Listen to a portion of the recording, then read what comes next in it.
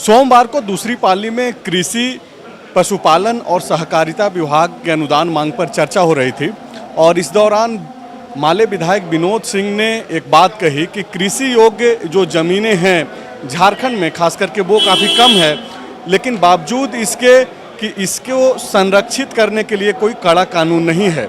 इन्होंने कानून की मांग भी की है। क्या पूरी बात क्या है? बिल्कुल, आज कृषि पे चर्चा थी और हमने कहा कि हमारे साथ सबसे प्रॉब्लम है राज्य अलग बना तो सारे विभागों का एक लक्ष्य कि हमारे राज्य के लिए उसमें क्या जरूरी है और उस अनुसार हम लक्ष्य में काम करें, ये सर्वथा अभाव है।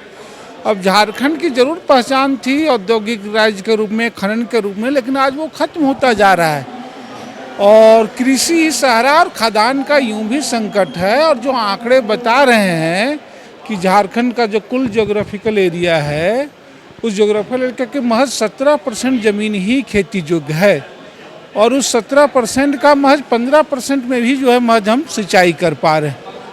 अब ये बात का थोड़ा आसान लगता है, लोग कहते हैं कि अरे झारखंड तो पहाड़ी है, जंगल है, लेकिन आप बगल में छत्तीसगढ़ की तुलना करें जो सेम प्राकृतिक भूमि की है तो वहाँ टोटल जो है उनका क्षेत्रफल है भौगोलिक एरिया, उसके 34% एरिया पे उनकी जो है खेती होती है। तो कृषि जो कि ज़मीन को और बढ़ाने के बजाय यहाँ लगातार अधिग्रहण में घट रहा है और जब कृषि योग्य भूमि रहेगी तो सिंचाई भी अगर उसमें नहीं होगी तो हम कृषि के संकट से नहीं निपट सकते हैं और कृषि संकट गहरा हो सकता है। इसलिए हमने कहा जैसे वन कानूनों में कि कृषि भूमि अधिग्रहण हो ना, इसकी गारंटी हो और यदि किसी परिस्थितियों में हो तो उतना फिर से कृषि भूमि जो है वो दी जानी चाहिए, वो निकाली जानी चाहिए, तब हम कृषि संकट को थोड़ा जो है दूर कर सकते हैं।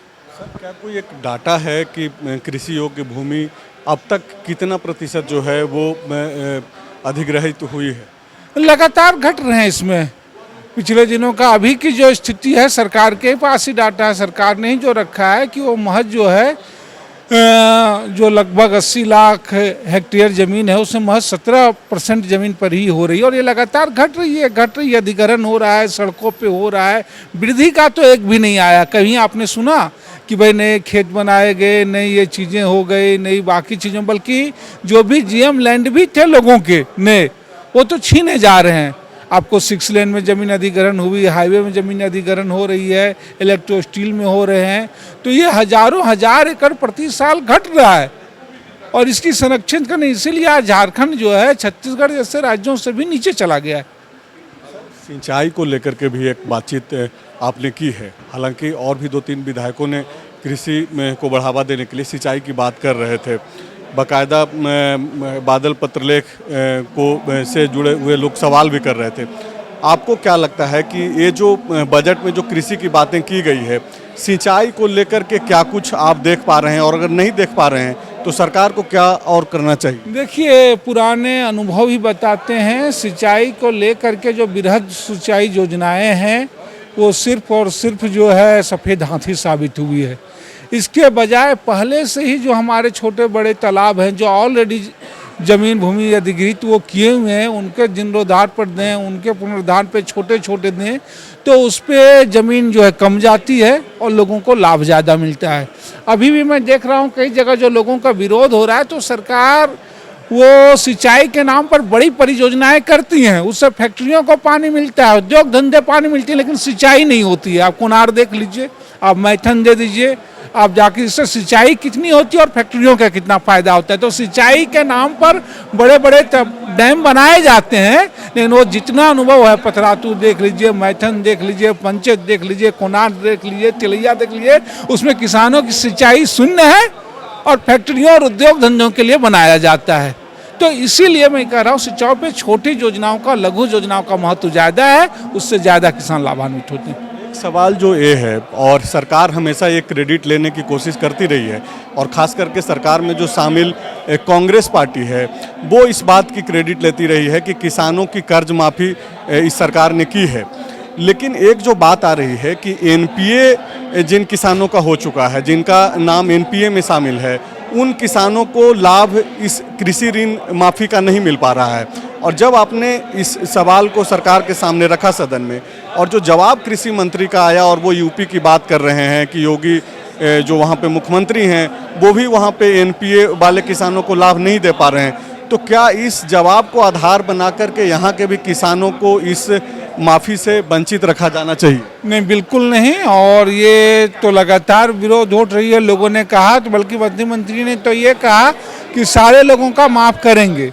तो हम जो कहे अभी उन्होंने बजट भाषण में किया जवाब में, तो वो उसको पूरा करें। और जो दूसरा मैंने कहा एक और चीज़ को लेकर के कि भाई जो बड़े किसान हैं उनको भी कर्ज की ज़रूरत थी, उन लोगों ने राशन कार्ड नहीं लिया क्योंकि वो खुद बड़े किसान हैं, उनको खाद्यान्न की चावल की ज़रूरत नहीं थी। और आज आप राशन कार्ड को आधार मान करके उनको यूनिट गिन रहे हैं। और राशन कार्ड तो सिर्फ आप इसलिए काउंट कर रहे हैं ना कि भाई एक परिवार में एक ही दल है। मान लेते हैं हम आपकी वो भी शर्तें हैं, तो इसके वैकल्पिक उपाय किए जाने चाहिए, नहीं तो इसके कारण से बहुत सारे किसान छट जा रहे हैं।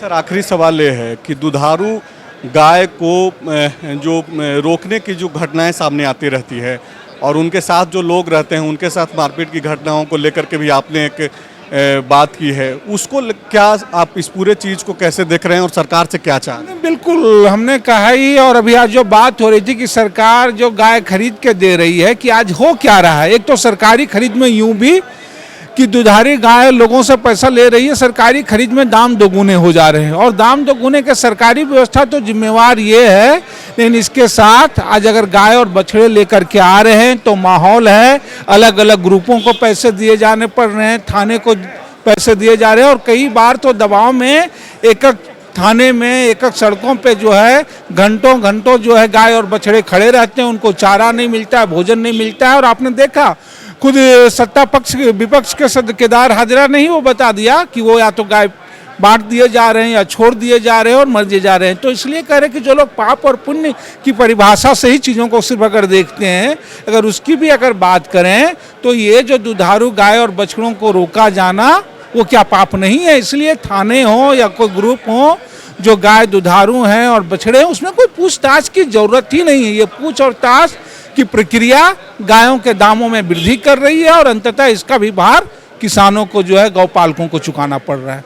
शुक्रिया सर आपसे बातचीत करने के लिए। ये भाकपा माले के विधायक हैं विनोद सिंह, जो ये कह रहे थे कि विकास के नाम पर सरकार जिस तरीके से उद्योगों को बढ़ावा देती है, इंफ्रास्ट्रक्चर खड़ा करती है, उसी तरीके से किसानों को लेकर के खास करके कृषि योग्य भूमि को बढ़ाने पर भी सरकार केंद्रित हो।